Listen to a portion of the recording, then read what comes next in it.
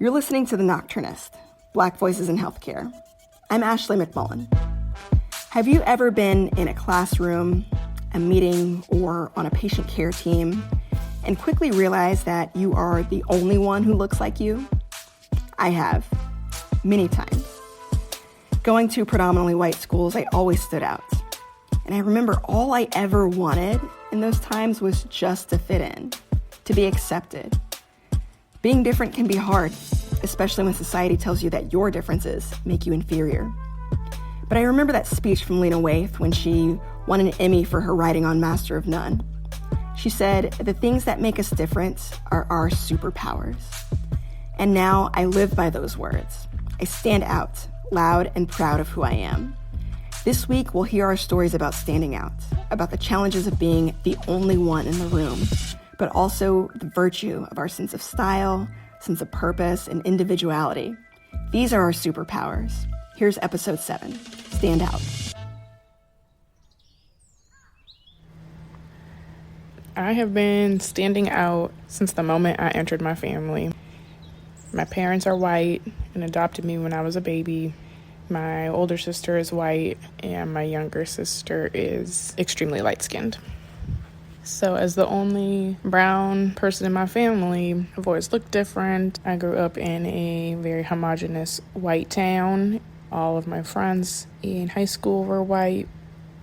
And even to this day, when people ask me where I'm from, and I say North Dakota, eyes pop out, people choke. The response is always, I didn't know there was black people in North Dakota. North Dakota is a lot of things. It's flat. Like when you travel on the interstate, you can see unobstructed for what seems like miles, which makes for crazy, beautiful sunsets. It's a place with all 4 seasons. The summer days are scorchers. At night, the tornado sirens and hail knocking on the roof are common sounds. But those winters, though, they are not for the weak. There's the snow, which comes down gently, like God is shaking out a down pillow. It's peaceful, it's pretty, it's calm. It sparkles as it settles. When the sun reflects off, it's so bright you have to squint. But then there's also the blizzards. They pile snow up so high, it covers your car. And when you dare step outside, the wind is sure to whoop you in the face so hard, it stings from the windburn. But if you think all of that is going to buy you a snow day from school, you played yourself, because North Dakota don't stop for no blizzard. So I was born in North Dakota, and I was adopted when I was about 6 weeks old. My family has always been close. We love sports. We love going on vacation together. We love Mexican food more than anything in the world. But from looking at us, you can barely tell that we're family. My dad is the most laid-back guy in the world. He's my homie. My mom is a character. She's usually on the phone making a business deal. You know how these days you see a lot of the super woke, white, transracial adoptive parents? They acknowledge their privilege in that their brown children will have different life experiences than them. That is not my parents. They had more of the we don't see color, everybody is equal mindset that was unfortunately far too common in the 90s. I love my family, but I longed for someone that looked like me, shared my features, my skin tone, my hair texture. I was one of about 4 black people in my high school that had about 1,000 students. I was the only black person on all of my sports teams. I remember traveling to different cities for basketball and volleyball games. And there would also be 1 or maybe 2 sole black girls on the opposing team. being the only Black girl can become so much part of your identity that it almost becomes a competition rather than camaraderie with other Black people in your space. In books, they assume that you have the option to diversify your social circle, and they don't even have a chapter that describes this type of Black desert. So I fled. After high school, I was drawn to the diversity of metropolitan areas. I moved to Minneapolis and then Oakland, California, and then Cincinnati. Shortly after the murder of Mr. Floyd, I went home for my sister's birthday.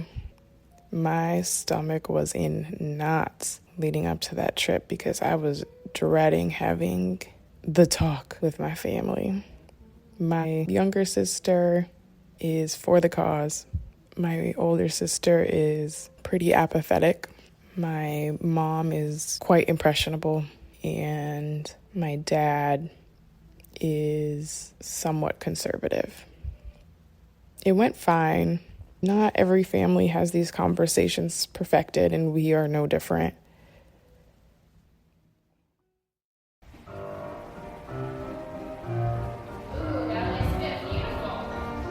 Growing up, ballet was the air I breathed. My mother put me in classes before I turned 3, mostly because she didn't know what to do with a child who couldn't make it from A to B without bumping into something or tripping. But from the moment she put ballet slippers on my feet, something just clicked for me. I don't know if it was the music or the discipline, but to this day, I get uncomfortable talking in front of more than a couple of people, but dance has always been a way for me to tell stories. And so for the first 15 years of my life, it's what I did. By the time I was in middle school, I was taking ballet classes 4 days a week. I was dancing with a professional company on the weekends, and this was going to be my life.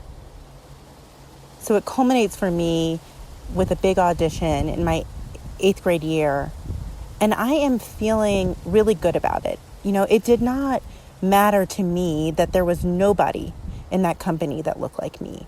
I believed that by showing up and showing out, by doing the work and putting in the time, that there would be a place for me, that I would make a place for me. And I'm feeling good about this audition. And day of, I am moving through the cuts and feeling really good until, of course, I'm cut and completely devastated and trying to get out of that space before I dissolve. And I see the director of the company making her way towards me, and I brace myself, steady myself for them. And she comes up to me. She says, "The point of a ballet company is to see the company, not an individual dancer. And your look is too distracting." At this point, I cannot for the life of me conjure up the complex insecurities of a 12 or 13-year-old girl, but I can recall with acute pain what it feels like to have your appearance just dismissed as distracting. I walked out that day and I didn't come back. I found an all-Black company to dance with, and I explored other forms of dance. And although they didn't resonate with me in the same way, they did help me start to do the work of feeling comfortable with owning the space I occupy. Several years later, I found myself now with a new passion, medicine. And again, finding that there were few people that looked like me. But I resurrected this belief that there would be a place for me. And so I think I was a 3rd-year medical student, and I am rounding with a group. I'm the only person of color. And we go in to see this patient. and he's an older white man. And he must not have seen me initially, but at some point during the patient interview, he goes from being completely consumed by his pain and limited mobility to just pivoting and losing his mind. You know, he's saying, I did not sign up for this. Get her out of here. I do not want this black bitch in this room. And I am standing there in my short white coat, cheeks are blazing, looking at this red-faced man just angry at me occupying space. And my colleagues are there, silently looking back, wide-eyed, between the two of us. And it is humiliating. My attending jumps in and just expertly diffuses the situation, redirects, wraps up the interview, and ushers us out of the room without ever addressing the language or the racism that transpired in that room. And so we get into the hallway, and I am just fully expecting that there's going to be a debrief. You know, in looking back on that situation, I am looking for recognition and validation and accountability from my attending. And instead, he says to the group, you know, we're going to round on this patient again tomorrow, and turns to me and says, I think it's best that you stay in the hallway because having you in the room is just too distracting. I mean, really? Thank goodness I had parents and mentors that told me otherwise, because 10 years later, that is still the best you can do.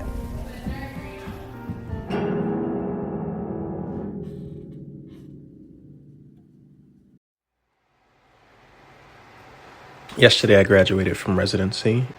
8 years, man. 8 years I spent in this place. But yesterday was just, I think it was just great. The highlight of the night was when I got the Golden Hands Awards, which is the award they give to the chief resident who shows the best operative technical ability.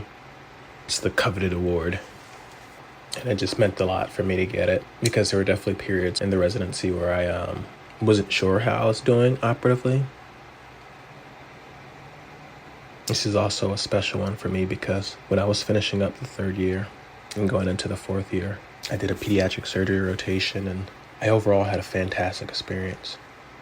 Did well with a lot of the attendings, but there were a couple, including some in very influential places, who scored me pretty poorly for the rotation and actually said that I was behind in terms of operating, to the point where I was wondering whether or not I should even apply that year.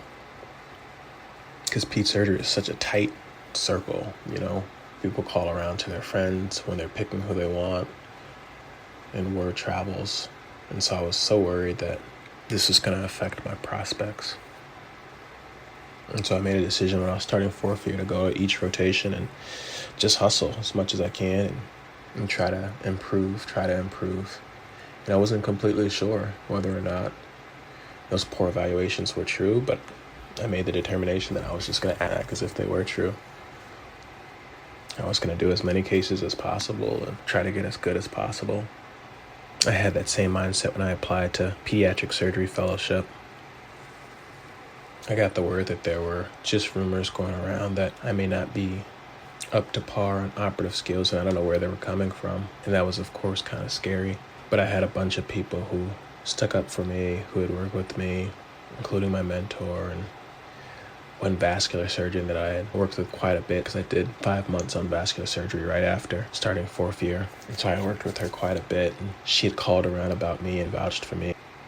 And then I was absolutely shocked when I got 34 interviews. And so for the last 2 or 3 years, I've been operating, thinking I'm probably one of the worst people in the class. And then to get this award was just like validation.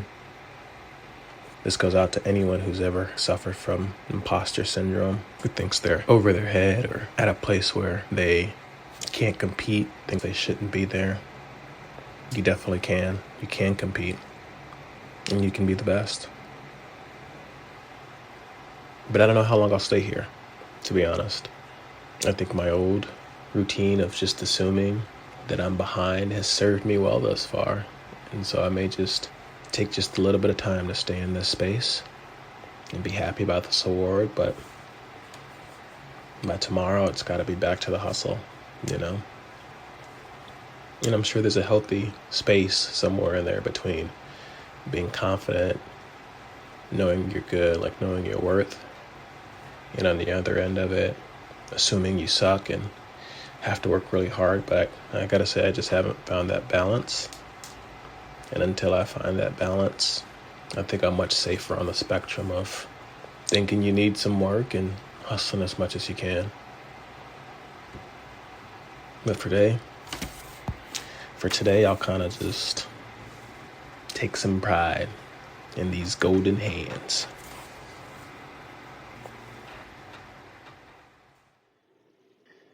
So I got this email this week that kind of stopped me in my tracks. One of my colleagues reached out to me and said, "Hey, I've heard a few of your interviews on health disparities, and I can't help but think that maybe the Lord has put you in this spot at this time to help many, kind of like Esther."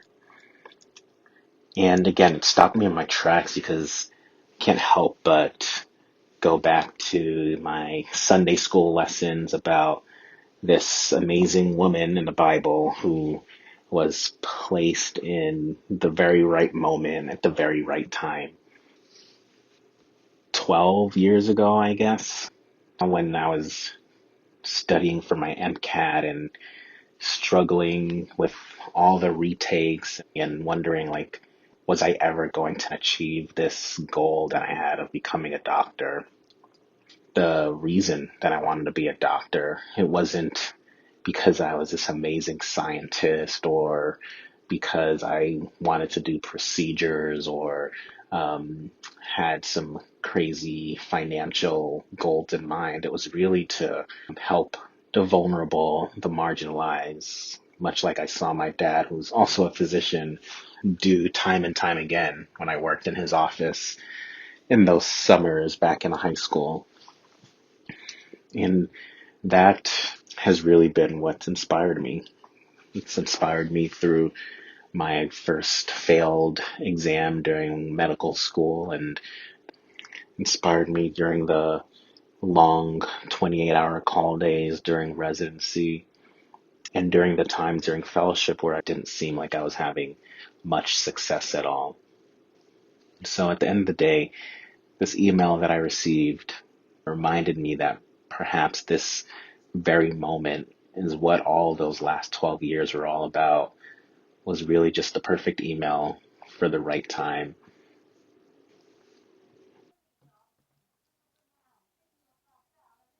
My full authentic self includes what the youth would call having a big body, a big bald head, glasses, and some form of Marvel memorabilia, usually two superhero rings that I flex all year round, and also different colored shirts with matching watch for each color, and occasionally some socks that match as well. Now, with the rings, it really feels magical. Not exactly like a superpower, but maybe close to that. I work with people that have a lot of trauma related issues and emotional dysregulation that can manifest as aggression. I recall one particular incident when I approached a group of young men who were boisterously chatting with each other and being rambunctious, letting their inner child out.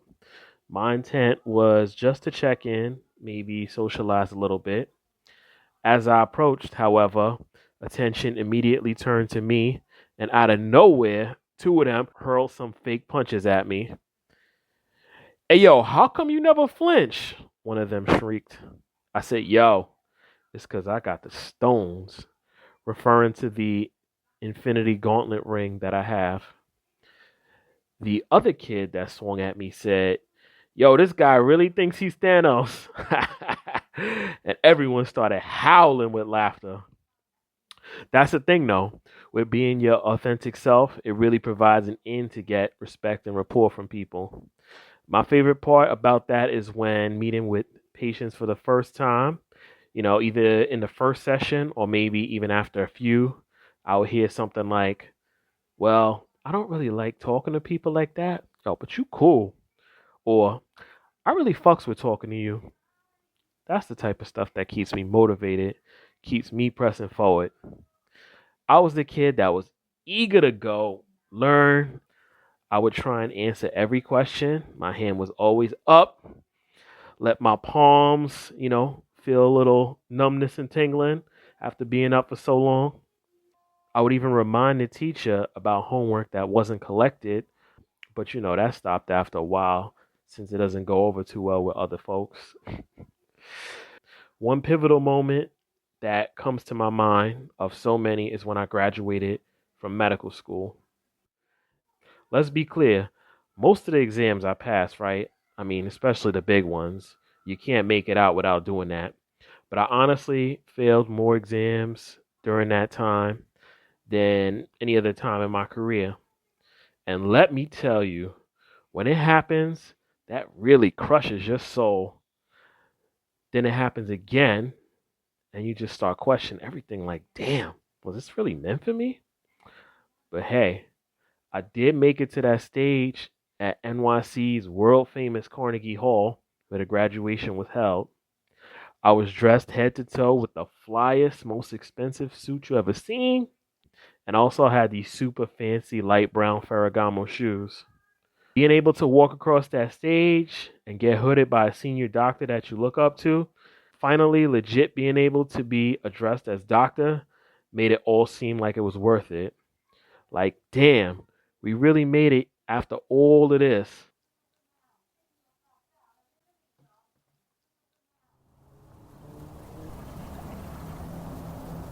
I was at one of those middle management meetings and we were doing an icebreaker.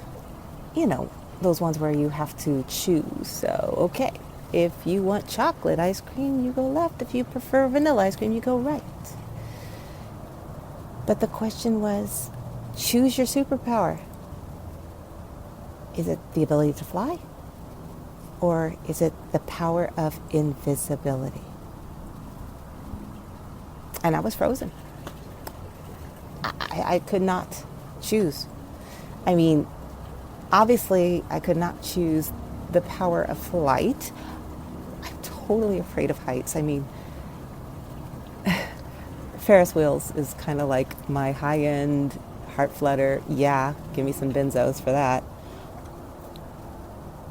And I definitely would not want to be invisible. I mean, my superpower is the exact opposite. My superpower is that I always stand out.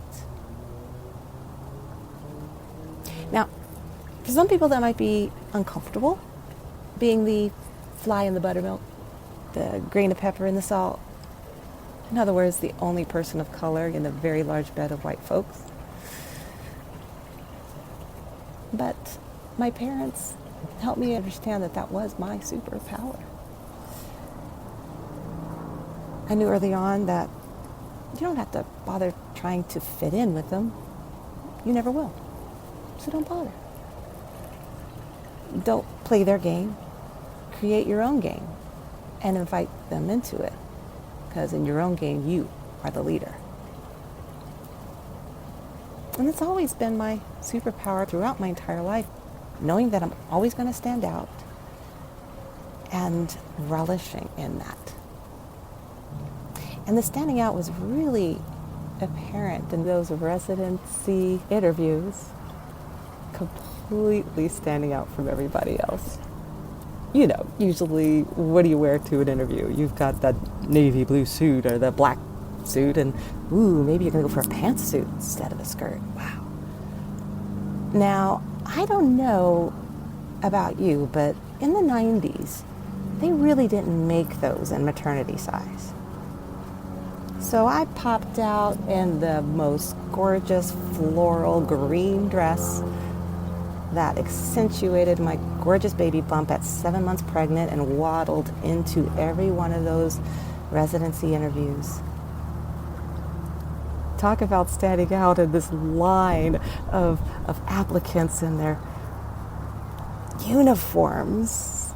And here's the sister with the big belly and the bright green dress. It was glorious. And yes, I matched in my first choice.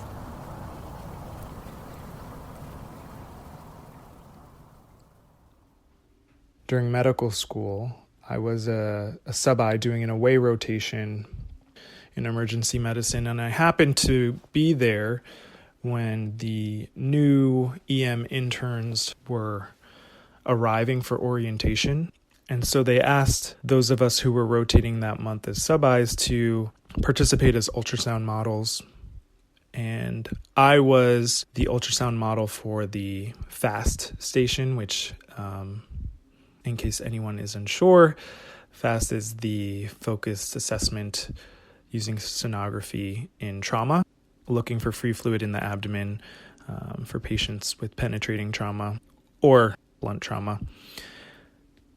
And I was laying there as some of the new interns practiced their ultrasound skills or really learned their ultrasound skills. And most of them introduced themselves to me. But as the first resident took the ultrasound probe, the faculty member who was guiding them through this station pointed out that I was sort of a perfect model. And he said to the group, "Oh, this is exactly the type of body that you will be ultrasounding. Young, athletic," and he took a pause, and he didn't say it, but the new resident who was ultrasounding me, he and I made eye contact as if we both knew that that pause was meant to serve as a placeholder for Black. That the patients who would be coming in, the victims of violence, specifically gun violence, who would come through the emergency department and require fast exams, would be like me in the sense that they were young, had athletic builds, and were Black. Most of the other residents didn't seem to even register that statement. I was left to my own thoughts, which were a little bit all over the place in that moment.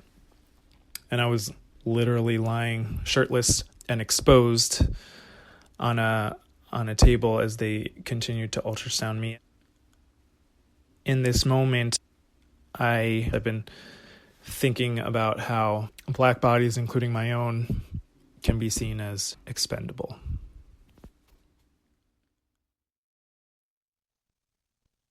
I got my degree in 1990, and ever since that time, I've always been amazed at the reactions of people when they hear that I am a doctor. When I first moved to do my training to Rhode Island Hospital, I would walk down the hallways and say hello to everybody, and folks just kind of looked at me like, what is this guy doing saying hello to me? I don't know him. But to all of the Blacks in the hospital who worked in environmental services or in the cafeteria, because I was actually the first Black that did the residency program at Rhode Island Hospital in internal medicine. It was a big deal that I stopped and I spoke to them. And in speaking to them, it made them happy, it made them smile. And I knew that I was something that was an anomaly for them to see one of their own walking around that hospital as a doctor. I've been a primary care at the VA for 13 years. Probably in about my 8th year of being there, a patient showed up in my office wearing a Confederate shirt and kind of tattered jeans and bandana. And I thought to myself, this might be a difficult case.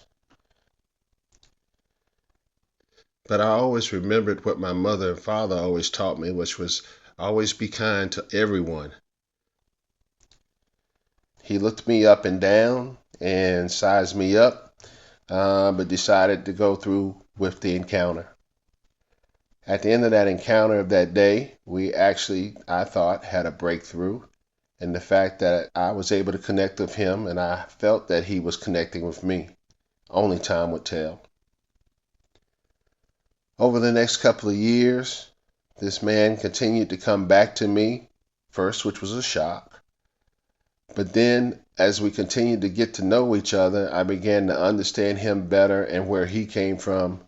And he got to know more about me. And sometimes we spent more time talking about our lives than his medical issues. It came to a time in which I was going to leave the VA hospital. And this man had been my patient for 5 years. And so I reached out to him to let him know that I was leaving, and he just scheduled an appointment to come in to see me. On the day of the appointment, he came in and he was a little somber, and he sat down and we started to have our usual chit chat and went through our work that we needed to do and to order to transfer his care over to another provider and to make sure that I'd got him somebody that he might be comfortable with. And as we were ending that encounter that day, the man reached in his pocket and pulled something out in his hand, a pocket knife. So I've gotten a couple of different pocket knives during my time as a provider, but this one was definitely unique.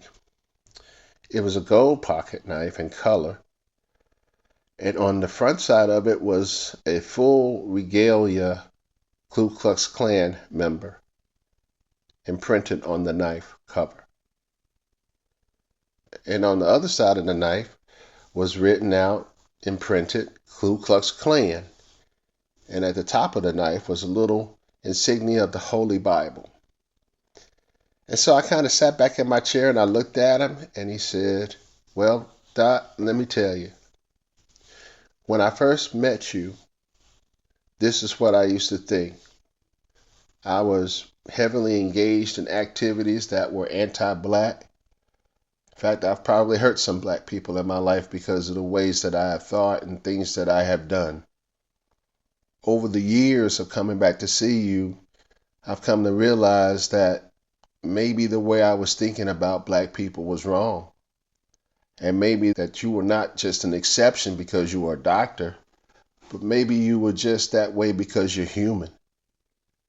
And so, in knowing that you're about to leave, Doc, I wanted to just give you something that every time you would look at it, you would think about how your care, your compassion toward me changed my way of thinking.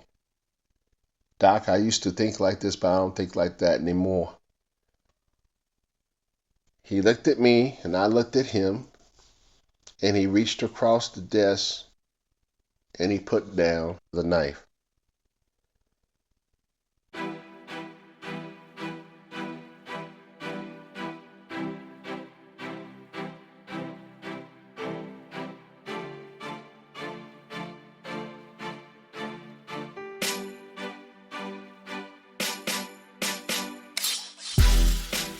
This has been The Nocturnist, Black Voices in Healthcare.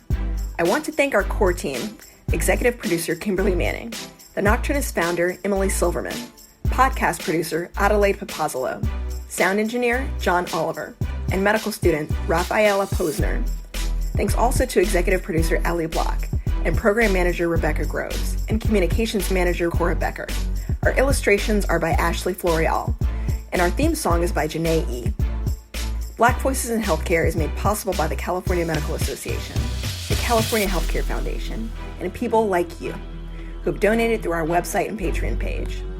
Thank you for supporting our work in storytelling. If you'd like to add your voice to our project, visit our website at thenocturnist.com. We'll be back next week. Until then, remember, Black lives matter, Black health matters, and Black stories matter.